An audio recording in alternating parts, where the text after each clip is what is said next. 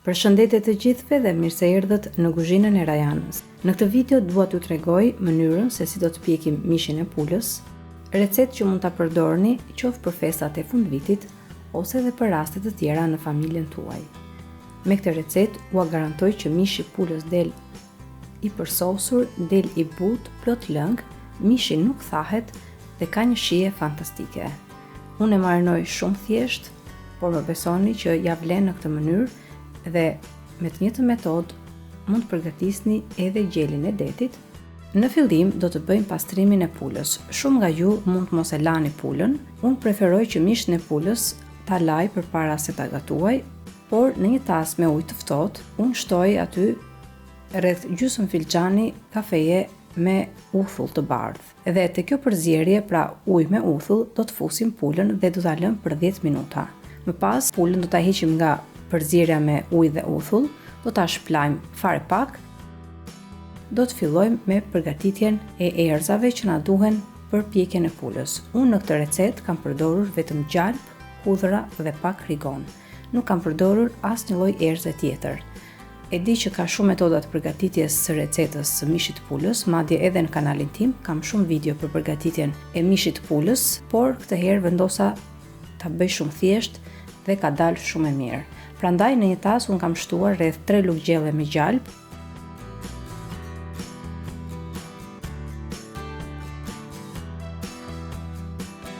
Sa të madhe e keni pulën, nëse do përdorni një pulë më të madhe apo gjel deti, mund shtoni më tepër gjalp. Kam shtuar aty rigon, sipas dëshirës suaj, dhe kam shtuar edhe hudhra. Kam përdorur diku te 3 ose 4 thelpinj hudhre të prerë në copa ose të shtypur imët. Mos harroni gjithashtu që në tas të shtoni edhe krip. Krip mund shtoni sipas dëshirës suaj. Unë kam shtuar 2 lugë çaj me krip. I përziejmë të gjithë përbërësit së bashku, duke formuar një masë homogjene, me të cilën tani do të marinojmë pulën. Me masën e gjalpit që përgatitëm, do të lyejmë pulën në pjesën e brendshme. Një pjesë të gjalpit do ta fusim në pjesën e lëkurës të pulës, duke marrë nga pak gjalp dhe duke hapur pak cipën ose lëkurën e pulës, dhe aty fusim gjalpin dhe më pas e hapim me duar, dhe një pjesë të gjalpit që kemi përgatitur me erëza, do ta lyejmë pulën në pjesën e sipërme, duke marinuar mirë në të gjithë pjesët e saj. Kur pulën e kemi marinuar, e lëm që të pushojë në këtë mënyrë për 2-3 orë, nëse keni kohë mund ta lini edhe më tepër, pasi del edhe më e mirë, dhe më pas pulën e keni gati për ta pjekur. Unë zakonisht e pjek tek një pajisje që kam posaçërisht për këtë punë, por nëse doni ta piqni në furr, mund veproni në këtë mënyrë.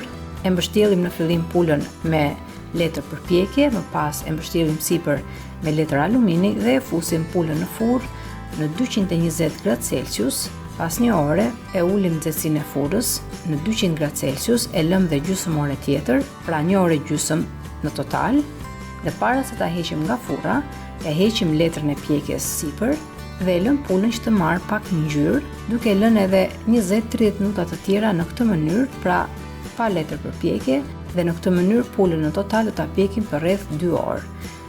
Kështu do të veproni edhe nëse keni pulë më të madhe apo nëse keni gjel deti. Edhe unë kam vepruar në të njëjtën mënyrë, pra e kam pjekur pulën për pothuajse 2 orë në pajisjen që kam për pjekjen e pulës. Do t'ua tregoj tani se si duket pula e pjekur. Ka marrë një ngjyrë shumë të bukur sipër, shija është super e mirë, dhe tani nuk na ngjelet gjë tjetër veçse ta servirim për familjen dhe për miqtan. Kjo është receta që unë kisha përgatitur sot për ju të dashur miq. Shpresoj shumë që t'ju ketë pëlqyer dhe nëse po, mos hezitoni të jepni asaj një like, si dhe ta shpërndani për miqtë dhe familjen tuaj në rrjetet sociale. Gjithashtu, mos nguroni të abonoheni në kanalin tim, si dhe të shtypni zilën e vogël anash kanalit, në mënyrë që të njoftoheni sa herë në kanal postohen recetat e reja. Ju falenderoj të gjithëve që më ndoqët edhe në videon e sotshme. Bashkë do të dëgjohemi sërish në videon e radhës. Deri atëherë, Zoti ju bekatoft të gjithëve.